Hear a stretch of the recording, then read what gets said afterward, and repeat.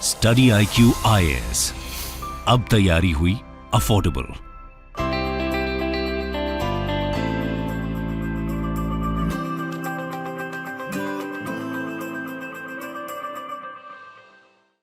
नमस्कार दोस्तों, आज हम बात करेंगे इन्फ्लेशन के बारे में, क्योंकि अगर आप देखिए तो जो WPI इन्फ्लेशन है, होलसेल प्राइस इंडेक्स, ये 30 ईयर के हाई पर चला गया है। ये आप देख सकते हो, wholesale price index surges to new high of 15.9% in मे।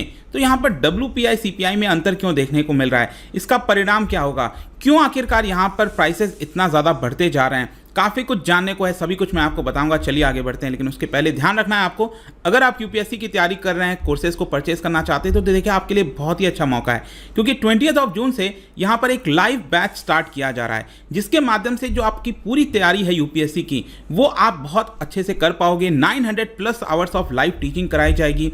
इसके अंदर आपको जितने भी डाउट्स हैं, सब कुछ आपको क्लासरूम का जो फीलिंग है वो आप ले सकते हो घर बैठ के। तो इनॉग्रल ऑफर के तौर पर लिमिटेड सीट्स अवेलेबल हैं। यहाँ पर 18,500 में आपको ये पूरा दिया जा रहा है। Use the code Ankit live हमारे ऐप और वेबसाइट पे। इसके अलावा अगर आप MCQs अटेम्प्ट करना चाहते हैं तो मेरे इंस्टा पेज पर जा सकते हैं, वहाँ पर स्टोरीज में जितने भी MCQs हैं उसको आप अटेम्प्ट कर पाएंगे। चलिए शुरुआत करते हैं और सबसे पहले देखते हैं एग्जैक्टली अभी हो क्या रहा है। देखिए कुछ दिन, अभी 2 दिन पहले की बात है, 2-3 दिन पहले, जब रिटेल इन्फ्लेशन का आंकड़ा आया था, रिटेल इन्फ्लेशन जो CPI होता है, कंज्यूमर प्राइस इंडेक्स, तो उसका आंकड़ा आया था मई महीने का, क्योंकि अभी क्या है, जून चल रहा है आपका। तो पिछले महीने का मई आंकड़ा आया था, वो था 7.04%। और अगर आप रिटेल इन्फ्लेशन अप्रैल में देखोगे तो ये 7% से ज़्यादा था, करीब करीब आप देख सकते हो 7.79%।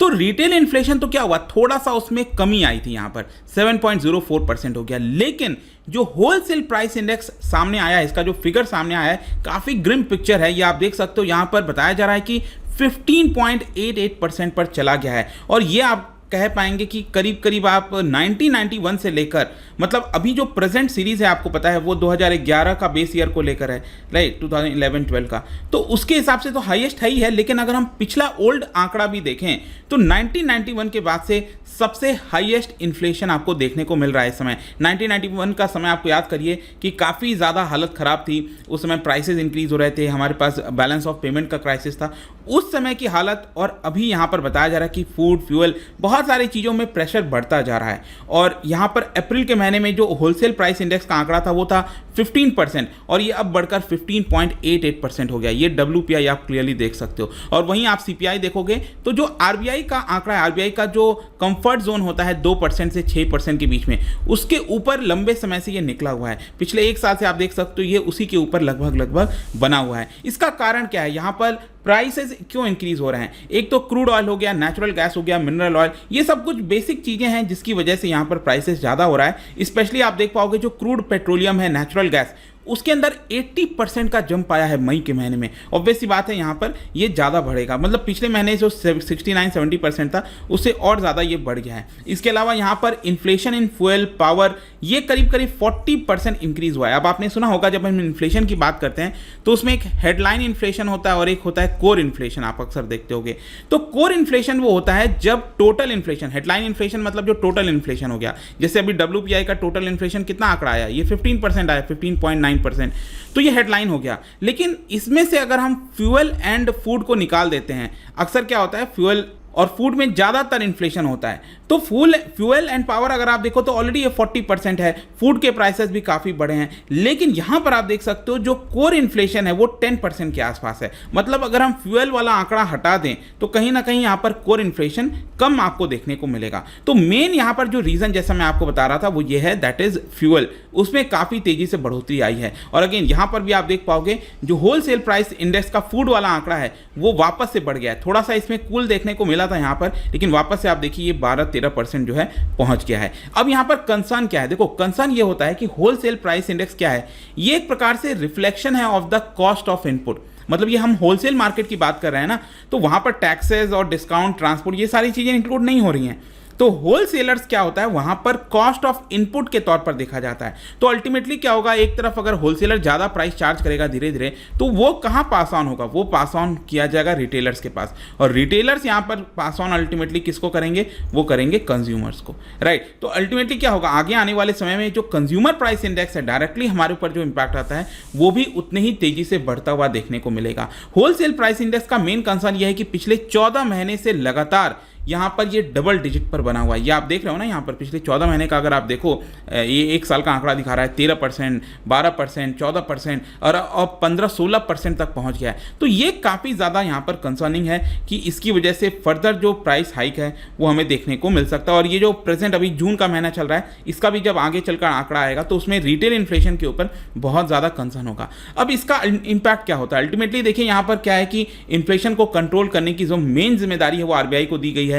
2% से 6% के बीच में आपको रखना है। तो यहां पर क्या है कि आरबीआई के ऊपर क्रिटिसिज्म हो रहा था कि वो अभी तक उसमें फेल हो गई है और फर्दर उसको प्रॉब्लम होगा, और इसकी वजह से वो जो रेपो रेट है वो लगातार इंक्रीज करता जाएगी। अभी तक रेपो रेट काफ़ी लंबे समय से 4% बना हुआ था, इसको घटाकर अभी 40 बेसिस पॉइंट घटाया गया तो 4.4 ले गया गया। अभी लेटेस्ट आपने देखा होगा, मैंने वीडियो भी बनाया था रेपो रेट के ऊपर, दैट इज 50 बेसिस पॉइंट और बढ़ा दिया गया। और अब इस समय रेपो रेट 4.9% हो गया है। इससे होता क्या है कि जब रेपो रेट बढ़ा है तो मतलब लोन लेना महंगा पड़ जाएगा।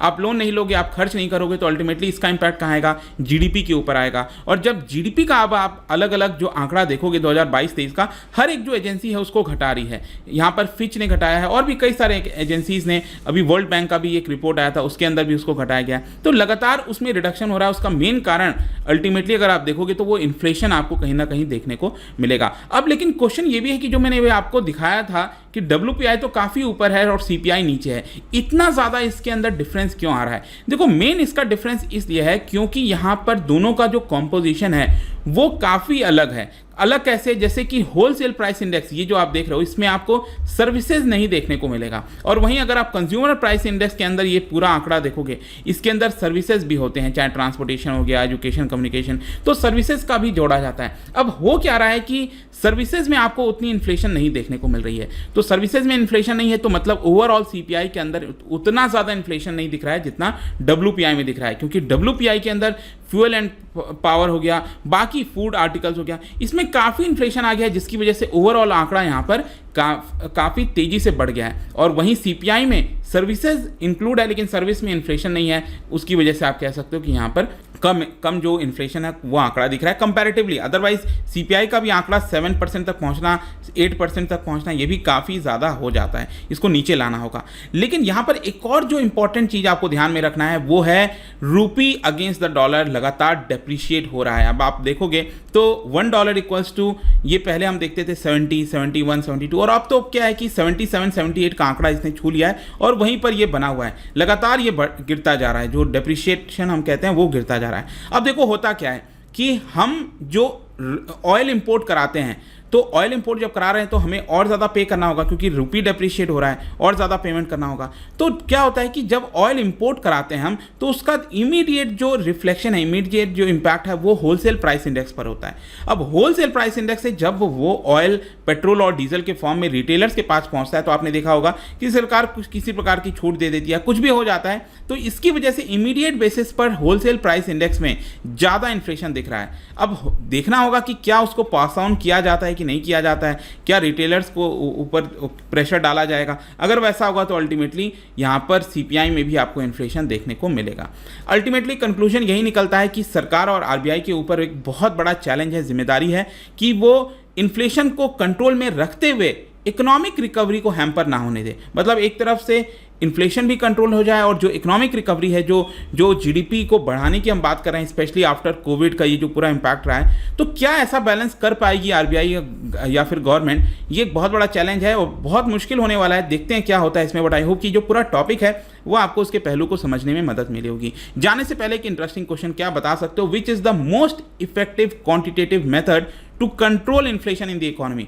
वैसे तो बहुत तरीके होते हैं, ये सभी तरीके हो सकते हैं, लेकिन सबसे इफेक्टिव कौन सा मेथड है, ये आप क्या बता सकते हो मुझे? इसका राइट आंसर आपको पता ही है, मेरे इंस्टाग्राम पर तो मिलेगा ही। वहाँ पर अगर आप नहीं हो कोई बात नहीं, टेलीग्राम से भी ले सकते हैं इसका सही उत्तर। मैं कई सारे जो MCQs हैं वो यहाँ पर स्टोरीज में डालता रहता हूँ। बाकी अगर आपको PDF चाहिए तो टेलीग्राम पर आइए, अलग अलग सोशल मीडिया पर आप जुड़ पाओगे। और जैसा मैंने बताया UPSC की तैयारी कर रहे हैं तो use this code Ankit live हमारे ऐप और वेबसाइट पर, वहाँ पर आपको बहुत ही कम दाम पर इनॉग्रल ऑफर मिल जाएगा। आई होप कि वीडियो आपको पसंद आया होगा। मिलता हूँ next time, till then thank you very much, see you soon. Study IQ IAS, अब तैयारी हुई अफोर्डेबल।